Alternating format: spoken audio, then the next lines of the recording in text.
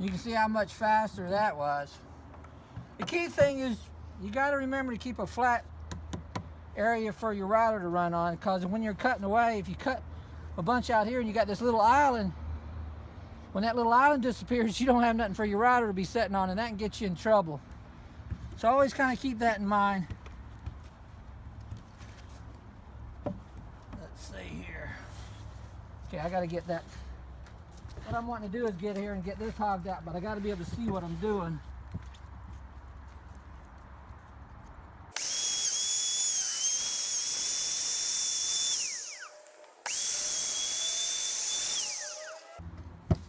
I want to mention, I was watching a video the other day, not calling any names, but I noticed the guy with it running, tipping it up, moving it around and everything, and I would definitely not do that. You don't see me doing that, because if you tip it at once running, you can get yourself in trouble really quick. So I would advise to switch it off before you start moving it around, just to be safe. Okay, so you can see that cleaned that up pretty quick. I've got these little spots I'm gonna get in there with a typhoon bit and clean that up, or I could use wood chisels, whatever.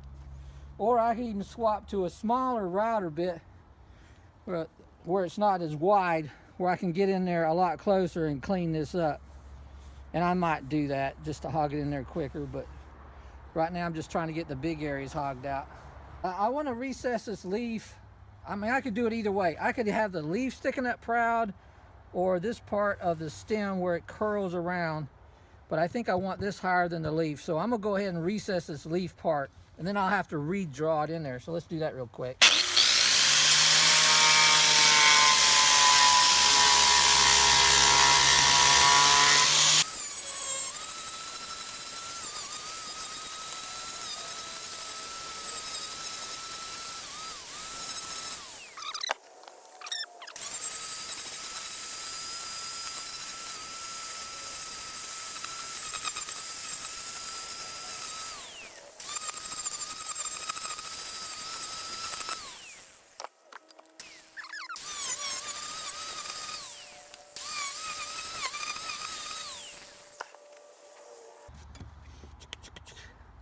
There again, on stuff like this, I'll come in with my typhoon bits, which I'll be showing you here shortly how to use. There again, there I'll use those. Let's go ahead and I'll round that a little bit more from over here.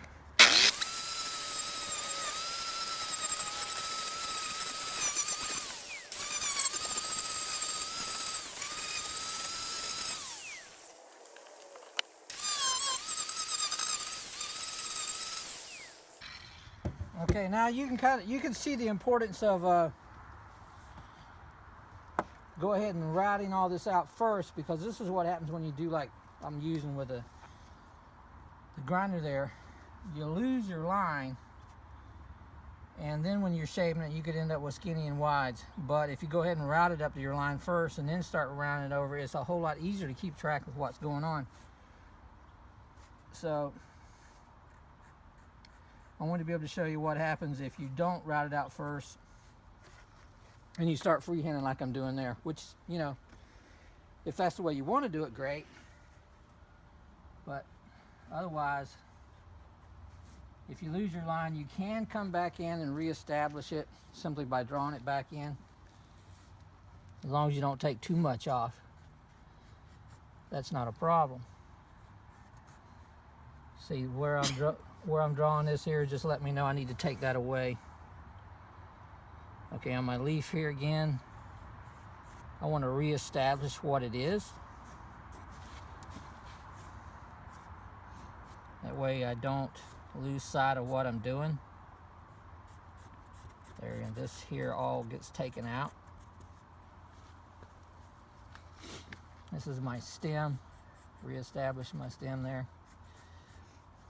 This here I'm already starting to round over, so it would be down there, so ignore that one.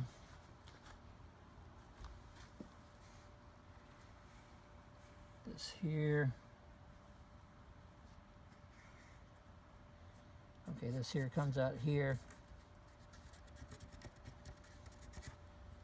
So when I black it in like that, that lets me know that needs to come out.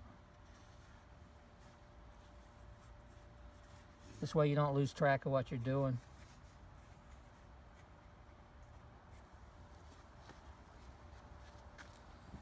Okay. Now this lip here, it'll get rounded over also. I can either use a router, my small router with a bit to round that over, or I can freehand it, whichever I want to do. So it's pretty easy. Go ahead and put your lines back in there if you start losing them.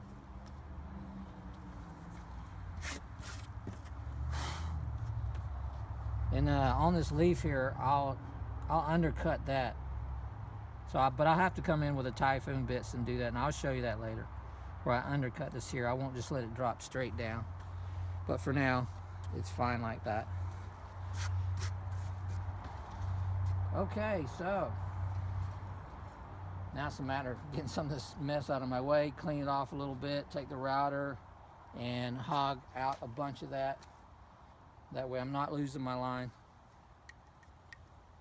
Okay, so I'll go ahead and get this routed out, and then I'll be ready to start using some of those typhoon bits I'm talking about.